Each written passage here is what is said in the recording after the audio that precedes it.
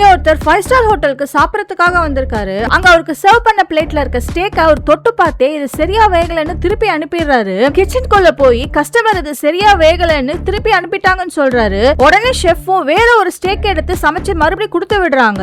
அவர் அதையுமே பார்த்துட்டு இது சரியா வேகல, எனக்கு இது வேணாம் திருப்பி அனுப்பிடுறாரு. இப்படி 5 ஸ்டார் ஹோட்டல்ல பிளேட்டை திருப்பி அனுப்புறதெல்லாம் புதுசு கிடையாது. ஆனா 2 தடவை அதை திருப்பி அனுப்பவும் ஹெட் ஷெஃபே அந்த டிஷ்ஷை நானே செஞ்சு தரேன்னு அவரே அதை சமைச்சு கொடுத்து விடுறாரு. அதை கொண்டு போய் அந்த கஸ்டமர்கிட்ட கொடுத்தா அதுவும் சரியா வேகலன்னு இவ்வளவு பெரிய ஹோட்டல்ல ஒரு கறியை கூட சரியா சமைச்சு தர முடியாதான்னு சொல்லி ரொம்ப கோவமா பேசிட்டு இருக்காரு. இத கிச்சன்ல இருந்து மத்த ஷெஃப்ஸ் தான் வந்து எட்டி பார்த்துட்டு இருக்காங்க. இத சமைச்ச அந்த ஷெஃபை வர சொல்லுங்க, நான் அவர்கிட்ட பேசணும்னு அந்த கஸ்டமர் சொல்றாரு. அதை கேட்டதுமே ஹெட் ஷெஃப்பும் வந்து அவர்கிட்ட சாரி சொல்லிட்டு உங்களுக்கு என்ன மாதிரி வேணும்னு சொல்லுங்க, நான் சமைச்சு தரேன்னு சொல்றாரு. அந்த கஸ்டமர் அந்த ஷெஃபை பார்த்து ஸ்டேக் சமைக்கிறது ஒரு கலை, அது உங்களுக்கு சரியா வரல, நீங்க கொடுத்த 3 பிளேட்லயுமே ஸ்டேக் சரியா வேகலன்னு சொல்றாரு. ஹெட் ஷெஃப்க்கு ரொம்ப கோவம் வந்து உங்களால முடிஞ்சா நீங்க அதை சமைச்சு காட்டுங்கன்னு சொல்றாரு. இவர கிச்சனுக்கு போய் அந்த கறி எடுத்து சமைச்சு அவன்ல வச்சு அதை அழகா பிளேட்ல பிரசன்ட் பண்ணிடுறாரு. அதை சாப்பிட்டு பார்த்த அந்த ஷெஃபே இப்ப மிரட்டு போயிடுறாரு. கடைசியா அந்த ஹெட் ஷெஃபை வேலையை விட்டு அவங்க தூக்கிடுறாங்க.